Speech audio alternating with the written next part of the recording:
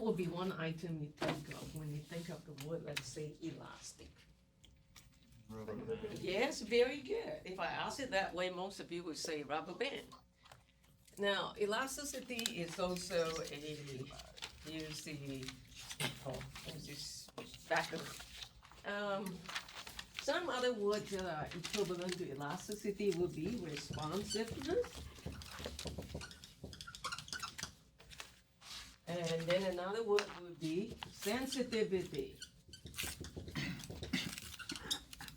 For example, if I walk up to Ruben and I decided I shock him by hitting him on his back, what do you think would be the reaction? If he was unaware of it, he might scream or he might yelp. Shouldn't say yelp. Ask for help or something, or there will be a reaction immediately. But if he didn't react until about a minute or so later, when I walk up here and do all sorts of things, and then I walk over there, suddenly we heard him yelp or scream for pain because I hit him so hard. And there's something wrong with him, right? Because he should have reacted immediately.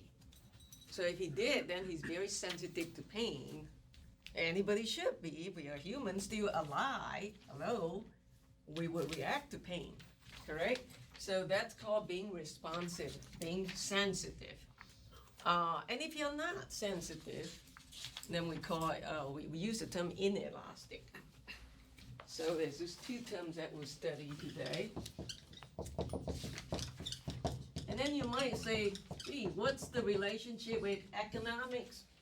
So we are actually applying that to price elasticity of demand. Now remember, so that's what we're going to talk about, the price elasticity of demand. Price could be elastic or it could be inelastic. In terms of demand only, we're not even talking about the supply yet. That will be like the next chapter. So now, and that relates to the law of demand we talked about. That is, if the item is more expensive, you do less of it. If the tuition cost is double, you might not want to go to college. You might prefer to get a job. If for some reason all the airfares have gone up, double, and most of you will probably not fly, right? And would say, we'll take Amtrak, even though it's rerouting, You take Amtrak or you take Greyhound, or you might just drive. So people do less of what they want to do as the cost of doing so rises. The benefit of an activity equals the highest price we're willing to pay. Remember, we did that homework one, which is a benefit. And that will be the reservation price or your marginal benefit. And then if the cost goes up, we say the marginal cost has gone up, exceed the reservation price that you're willing to pay, then you will pursue less of the activity. And basically, when you hear people talk like that, they're basically saying, oh, the marginal cost of pursuing this activity is higher than the marginal benefit. So therefore, I don't come to class today, or vice versa, okay? So the fact that most of you are here today shows that your marginal benefit of coming to class today is higher. It could be you want the attendance. It could be the coach, require you to attend because otherwise you're in trouble. It might kick you out of the athletic, team or whatever you have. Now, let's look at some questions, trying to answer some questions. So because economics is like that, we look at the question and then before we present you the facts. Some of the questions we could ask is like, for example, why do the wealthy in Manhattan live in the smaller houses than the wealthy in Seattle? Okay, I think there's a picture of Bill Gates' home on page 100 in your book. That's Bill Gates' home, 45,000 square foot house. And one of the reasons might be because we already know Manhattan is very expensive cost of living. Okay, so, and the price of housing is extremely expensive. So the same price you pay, you could you could live in a place that have a lot of space. And I remember when I lived in Singapore, it's so expensive, the city is like New York City. And one small apartment, that's not even, maybe 2,000 square feet, or it might be less, 1,500 square feet, costs like 200,000, easily. And then with that same price, I could buy a used home in North Carolina. I have 16 acres of land and still do okay, you know?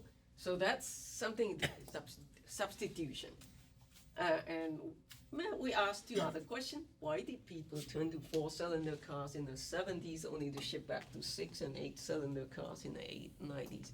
Anybody know that reason? Anybody want to count? Okay, Patrice. I would guess because Yes. People in the 90s, they start making bigger salaries, so they could afford to go to 6 and 8-cylinder cars. Okay, that's one of the good reasonable answer.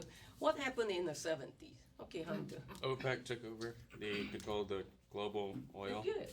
the Middle East, or at least Middle Eastern oil, and so Okay. oil prices drastically went up. Very good. And that was in the early 70s when we had the oil embargo.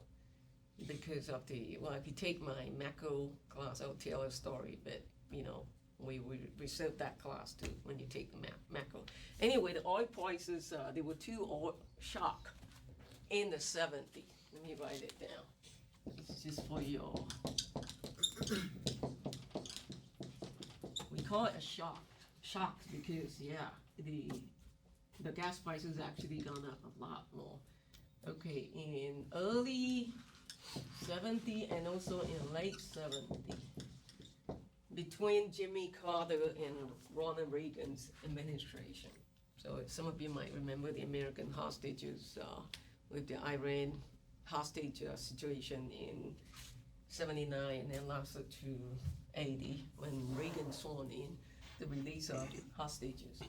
So, so back then, the people started to switch to Japanese cars, you know, which was more fuel efficient back then. Because in the 70s, you still see a lot of these cars from the 70s in the road today. I mentioned maybe in this class that how many of you have seen Lincoln Continental made in the 70s? They're huge, huge. You know, on the road, they kind of like hog the road. You know, if you want to overtake, it's really hard because it's so wide and big, and it takes a lot of gas. So now, in the 90s, as Patrice, you pointed out, people were more affluent, and plus, you know, you don't have that situation anymore because we have learned from histories that should not rely so much on the Middle East, and so turns to alternative fuels and so on. So people started to use because substitution. And something to do with price elasticity, which I'll get to that. Why are automobile engines more in England than in the United States? What do you think? How come you see a lot of these Beetles, Mini Cooper, smaller cars in England than in the, you know, they don't have a lot of big cars. Most of the cars in England, and I've just been there because, what do you think is some of the reasons? It's more dense. It's more what? Dense. Like there's a lot of people, but on that little island, there's not as much room. Well, could be. The transportation system is very extremely efficient. I was there last summer and I think I walked 1/4 part of London because I was very sore the next day, you know, and then I realized I could have taken buses because with that car you could take bus and the subway it's very efficient. One reason is because they have gasoline tax and it's very expensive. So therefore people cannot afford big cars like in the US. And plus, not only that, gas prices are probably expensive too. On top of that, you also have to pay gasoline tax. So that's how they will control the situation like a dense population, you know, like, so people will not use a car as much, drive the cars and congest the traffic, and they would typically use public transportation. So this is how government solves some of the problems in the city. Okay, let's look at the demand curve for two people, Smith and Jones. And then we want to derive a market demand curve, which is the last one on the far right. So if you look at Smith and this is Jones demand curve, because everybody is different, so you have different demand curve. And this is a case of the demand for canned tuna. Okay, so what this is saying is if it is free, Smith will buy 16 cans of, well, if it is free, he wouldn't be buying, but if it is free, you know, he would think, well, if it is all free, he would get 16. Maybe they just put it out there, you know, take whatever he can take 16. Jones would take only 8. And then the other extreme means, let's see. Oh no, wait, the other way, yeah. So let's use a price so it's easier. So if it is $8 for a can of tuna fish, Smith would demand 4. And then same here, this guy would actually demand 0. But then if it is $4 cheaper now, he will buy 6. And over here, this guy would only buy 2. So what you do in the last graph on the far right, which we call a kink demand curve.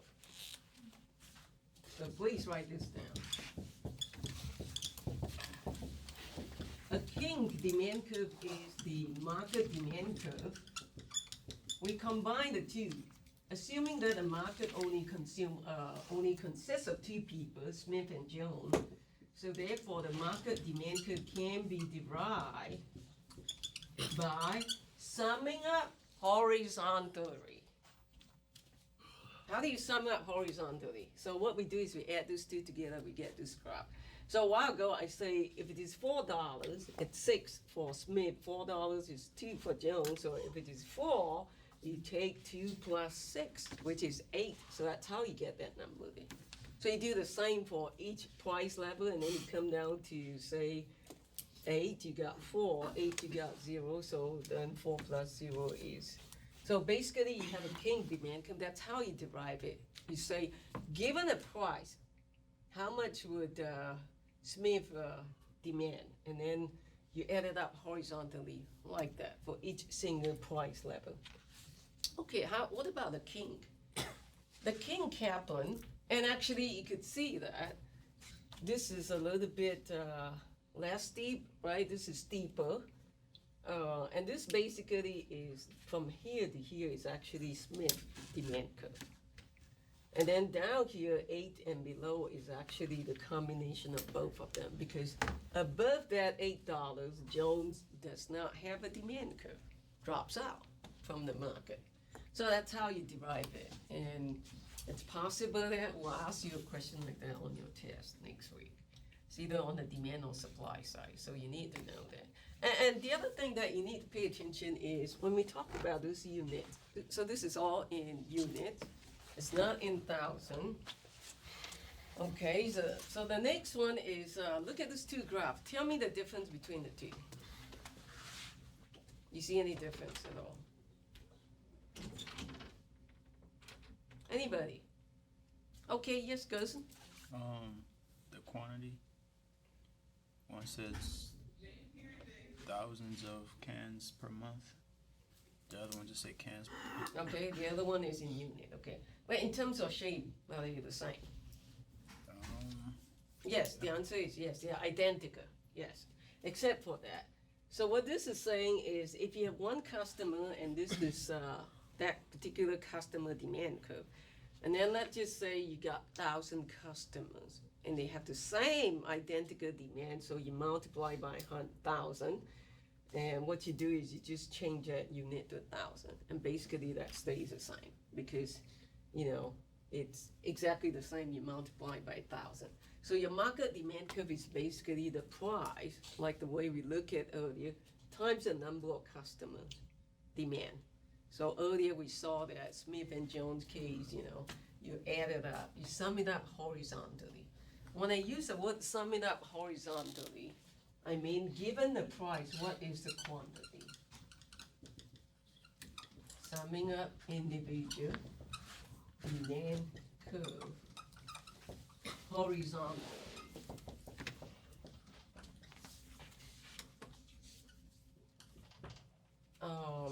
Right. So, and then one way to look at it is given the P, what is the Q? Now later on, in one of the chapters when we study public good, we actually will sum up the demand curve vertically. Now you don't have to worry about it now. So now all you have to worry about is you're summing up the demand curve horizontally. Make sure you know the difference between the two. Okay, next I want to introduce the term consumer surplus. Hang on. Nobody say anything. I was on the wrong chapter. Yeah. What happened to chapter 4? Yeah, this is chapter 5. I'm ahead. I think chapter 4 was open up, and for some reason it was behind. I think you're on chapter 4. This is 4? Yeah. That's what it said on the beginning of the slide. That's what it says there. Okay, I think there was a reorganization of the, okay, I think I'm on the right chapter, thank you. Yeah. For some reason, they introduced some of this concept before we talk about price elasticity. Okay, let's look at what is consumer surplus. Now remember in chapter 1, we introduced the term economic surplus. So there are two types of surpluses. One is consumer surplus. You see the 5 stars? Very important. This is the difference between the buyer's reservation price for a product and the price actually paid. So this is like a surprise to consumer, meaning that, okay, if you want to buy something, you're willing to pay $50, and then when you get to Macy's to buy that pretty dress, it was $45.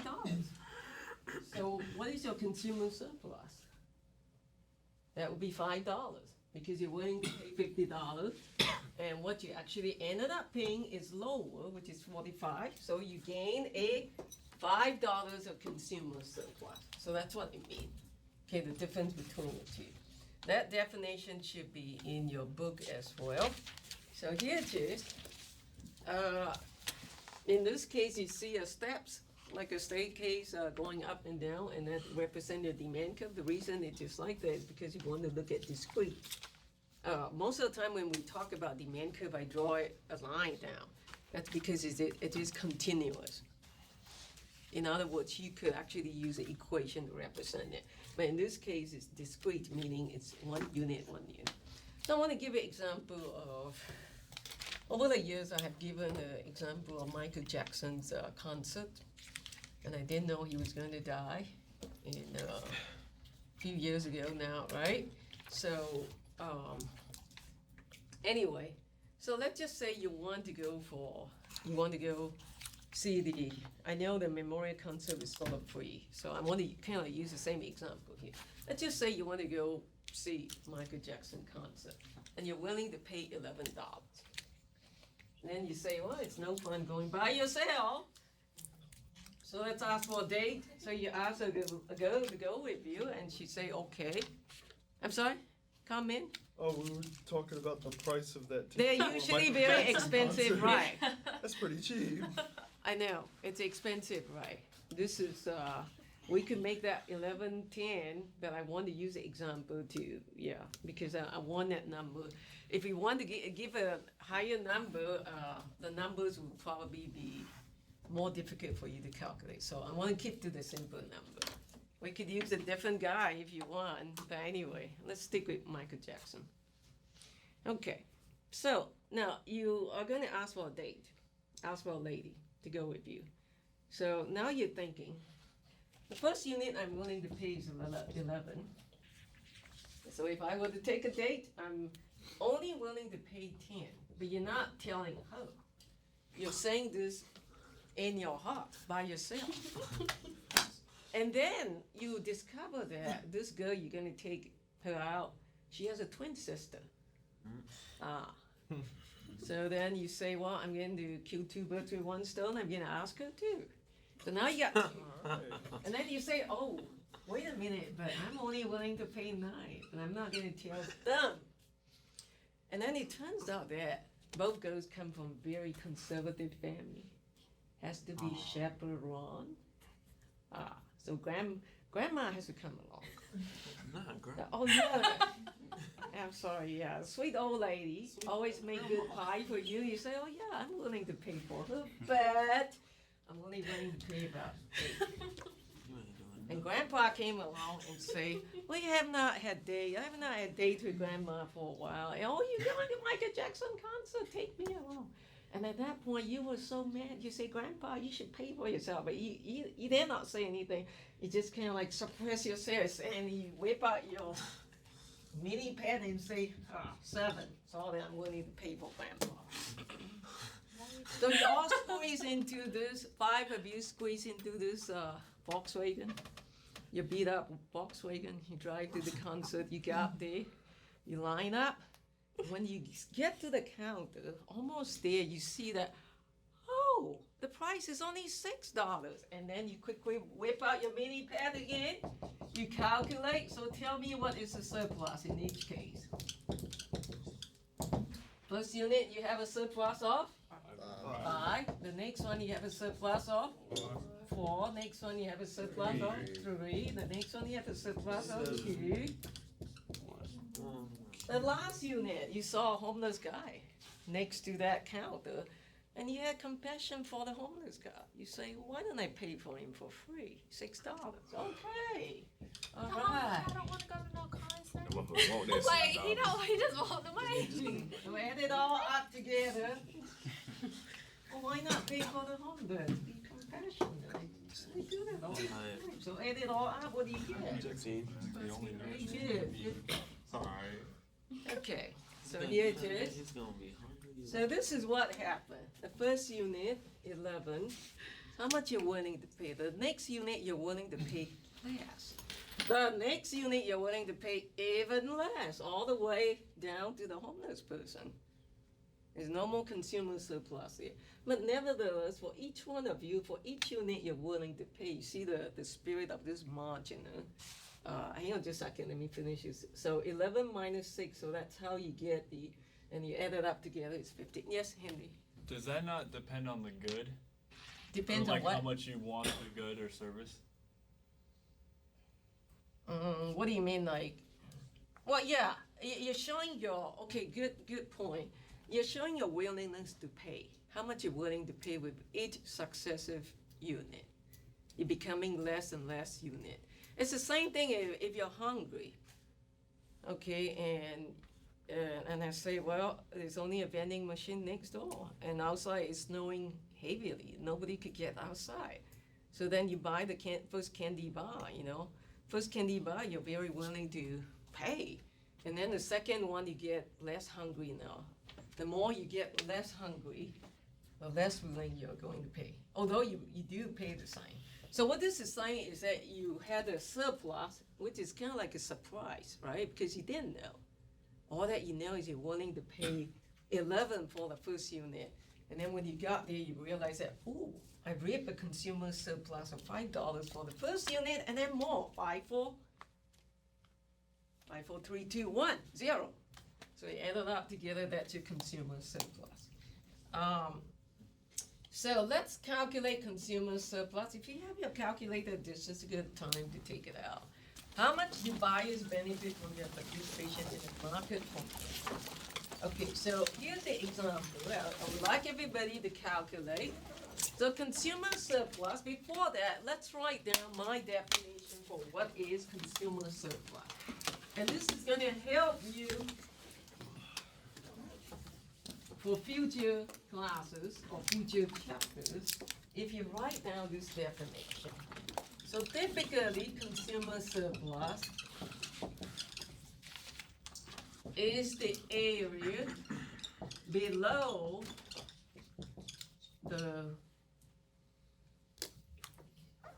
we did demand curve a while ago, below the demand curve and above the price line. So like what you saw earlier, because price line is the price you actually pay. And the area, like you look at it just now, right? The area keep getting smaller and smaller. So in that particular case, we call that a digital demand curve. Let's go back to that. Because we're looking at one unit one by one. Oops, go back. Okay, we're looking at one unit one by one. So this is called discrete. you know, and so the graph is actually stepwise rather than a smooth line down. So just so that we could calculate it. But then most of the time you have a graph that looks like that, smooth. Okay, downward sloping demand curve and upward sloping supply curve. And the consumer surplus will be, let's look at the definition, the area above the price line, which is everything above here and below the demand curve. So that means that upper triangle. So somebody tell me, I asked that question before. How do you calculate the area of the triangle? What's the formula we use? Anybody? Base times height. I'm sorry? 1/2 base times height. Half base times height. Very good. So everybody know that? So this is high school math. And then over here you have 4. Okay, this from here to here. I'm doing this triangle right there. So $3 minus $2. Does everybody know how to do it? So this is $1. Okay. And from here to here you have how many units? 4. 4,000. Okay. So half base times height would be half. What is your base? 4,000. 4,000. Your height is $1. That's it. So what should be the answer? 2,000. 2,000. Everybody got it?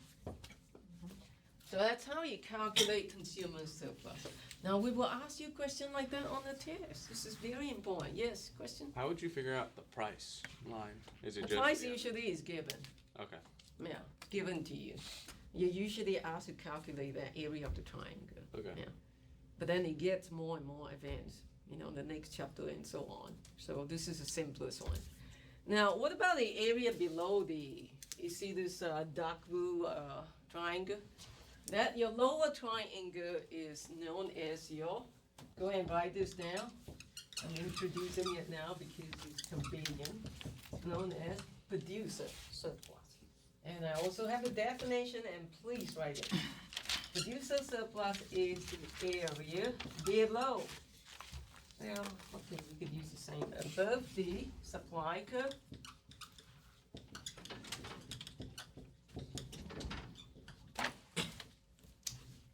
And below, instead of above, the price line. So pay attention to this position here, below and above. The producer surplus area above the supply curve, which is everything above the red line, but below the price line, so it'll be that lower triangle. So go ahead and calculate, tell me what you got.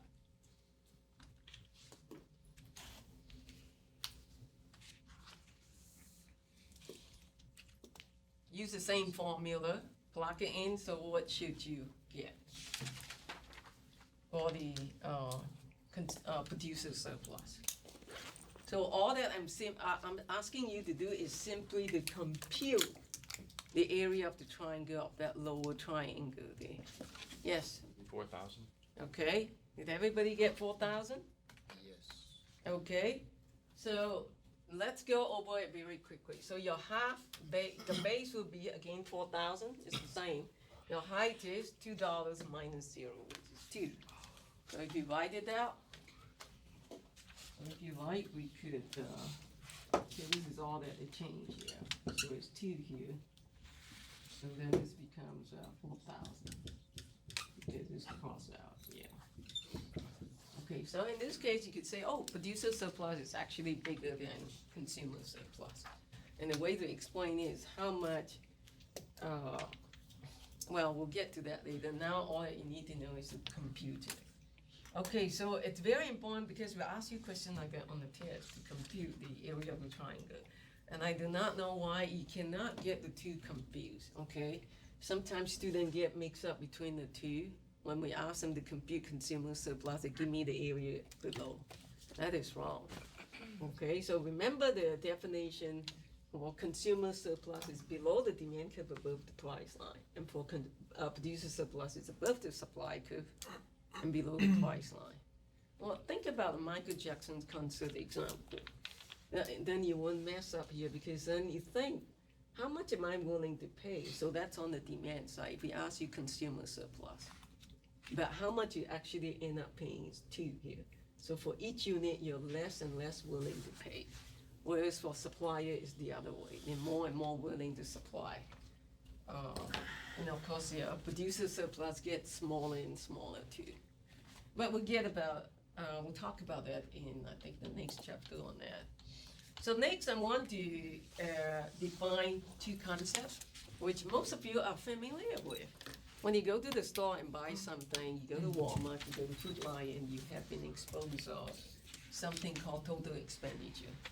If you go to Walmart, you want to buy 10 CDs, each CD costs $1, so when you check out, how much do you pay? 10 times 1, which is $10, right? Correct? And then some of you might say plus tax all that. So basically, total expenditure is your P times Q. P is your unit price, $1, Q is 10 units, so then your total expenditure when you go to Walmart and buy CD is exactly $10 in this simple example. But so what's the difference between total expenditure and total revenue? Total revenue is from the viewpoint of the producer, Walmart in this case. Okay, so they're the same, it's just different perspective. So one is from the perspective of consumer in terms of expenditure, and revenue is from the perspective of the producer. It's the same thing, it should be saying. Whatever you spend goes to Walmart, becomes their revenue.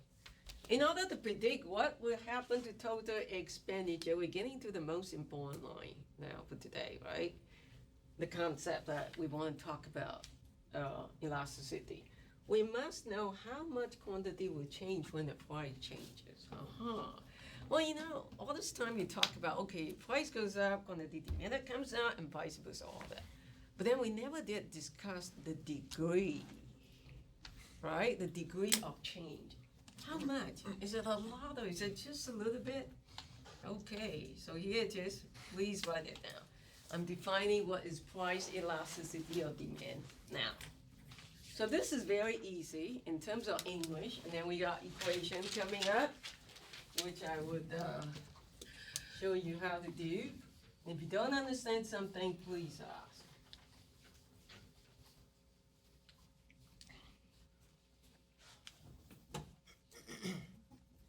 Okay, so price elasticity of demand, usually we denote it with epsilon and then there's a P. If I were to write, I would say percentage change, this is kind of like delta, in quantity demand as a result of percentage change in price. And if this is exactly equal to 1, we say this is unit elastic. And if it is greater than 1, we say this is elastic.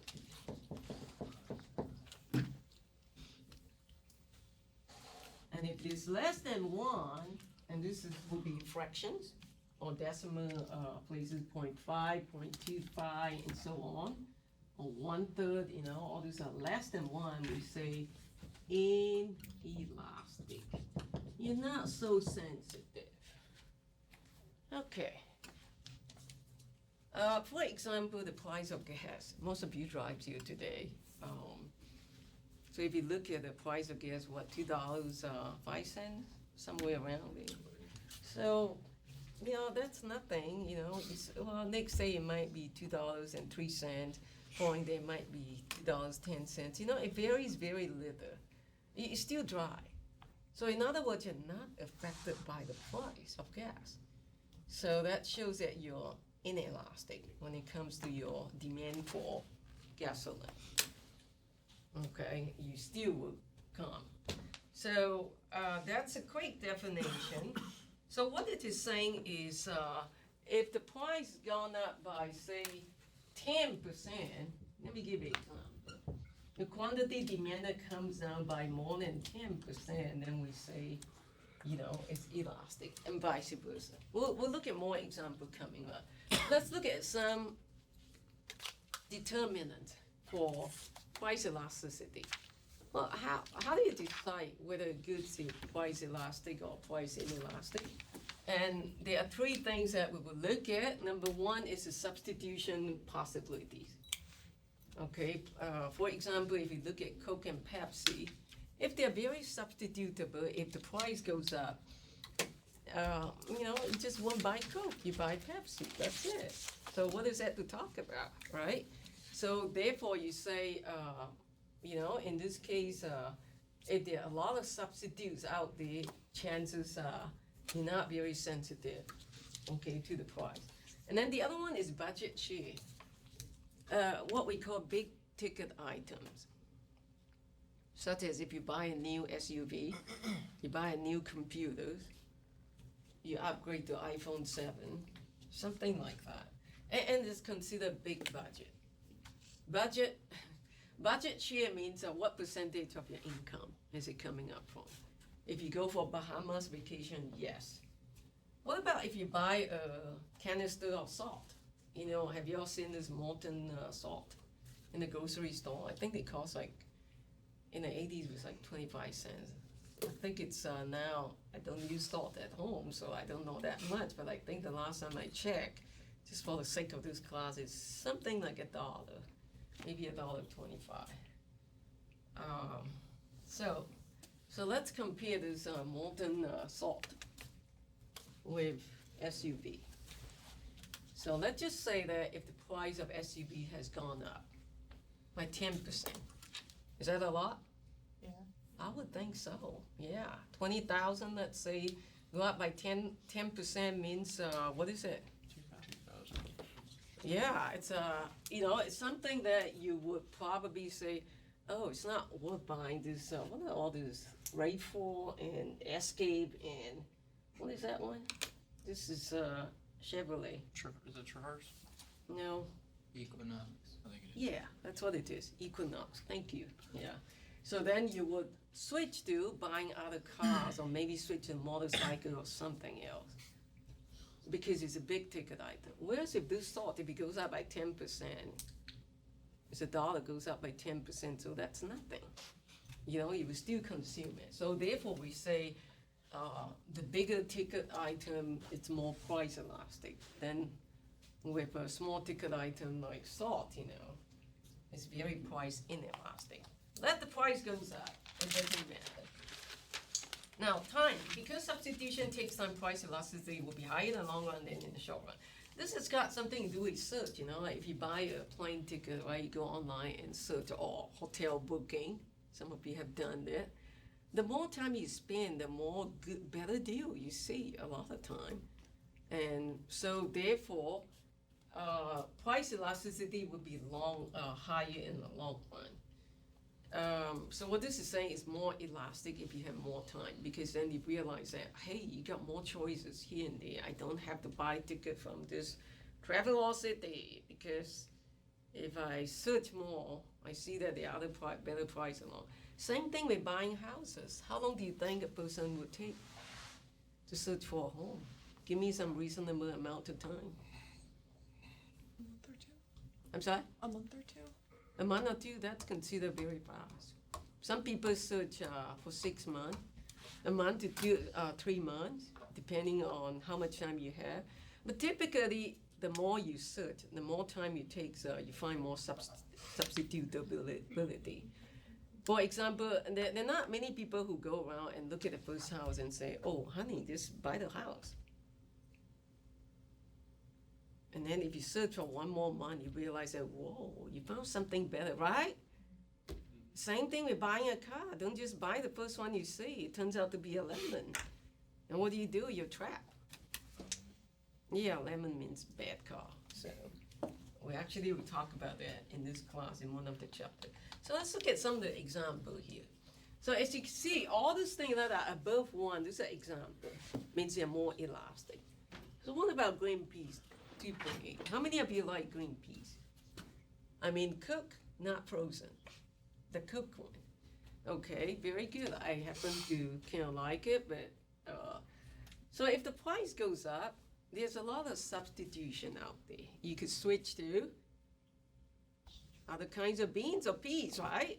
Brussels sprout, is that a good substitute? Not really, okay, excuse me. And if you buy brand, let's talk about brand a little bit. The Great Value, that's a Walmart brand, right? Food Lion has its own brand, and then they have this brand called Giant, right? You know, after you consume it in your stomach, you're not going to say, honey, I think I don't like this Giant's bean, it tastes different, you know? You can't tell the difference really. Same thing after you put the gas in, you're not gonna say, oh, smell it and say, this gas from Chevron or from Kangaroo or from Harris. You can't tell the difference really. So green peas has more substitution, so therefore it's more elastic. Restaurants, meals, now, put it in perspective, if the price goes up, would you switch? Chances are with green peas, yes. Chances are with restaurant meals being a big ticket item, yes. So you see all these things that are greater than one. Okay, for cars, yes. Electricity, 1.2. Why do you think so? What are some of the alternatives for electricity?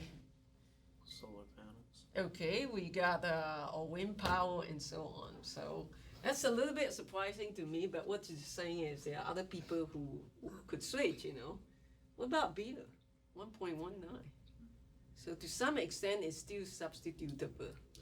You might buy cheaper kind of, what's this thing called, sizzling or something. It's a like cheaper one you could serve, or you could serve soft drink, right? Ooh, movies 0.87. Wow. That is getting very inelastic. I'll tell you a good, quick story. In the 80s, I went to my first movie theater.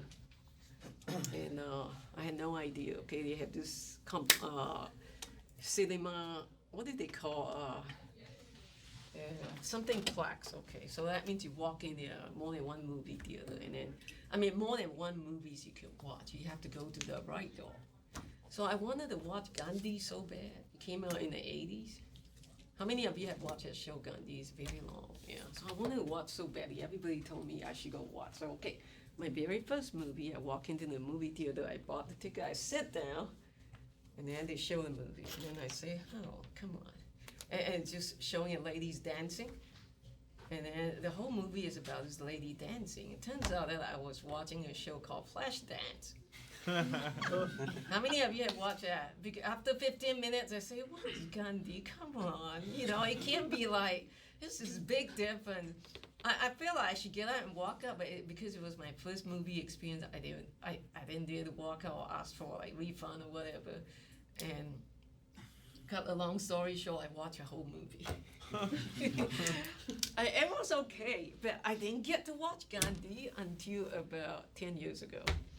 I watched it, so it was just like after about 20 years, I finally get to watch Gandhi on, I think it shows on HBO. I watch it in Singapore. So in other words, yes, you don't want to end up watching a flash dance. It's not substitutable. So therefore, it's less than 1 day. Air travel, same thing. If you want to go to Mexico, you don't want to end up in Canada. That's bad. Shoes, same thing. Ladies are very particular about shoes. If you go out and buy a shoe, the price goes up. You're not going to switch to flip-flop just because you couldn't buy the brand of boots you want, right? Yes, question? So these are not like on brands, they're based on Very others. good question, right. These are not so much about brand, but other thing substitute, other natures of the goods rather than brand. Yeah, I think brand is a good, not so good example. Very good question. Okay, coffee, 0.25. What does that mean? People are very die-hard coffee drinker. If the price of coffee goes up, and they say, so what? I will still continue to drink. I'm not going to switch to tea or some other drinks, you know? And that's why it's so low, okay? And you have to put it in perspective. Same thing if you want to watch Cats, some of this Broadway show. How many of you have watched Cats? Okay, you know what I'm talking about. You walk in, you want to watch that. You don't want to end up watching Shakespeare's, Midsummer Night or whatever. So therefore, all this is saying is that the price elasticity gets lower and lower because it becomes less and less substitutable. Okay, next class, I think I'll let you go, I would work on the situation and then we'll do more to go. So do not miss the class on Monday, because, like I said, this is a challenging chapter. We look at a lot of examples, yeah. Don't take it down. Oh, you wanna write it down? Yeah, just look at it.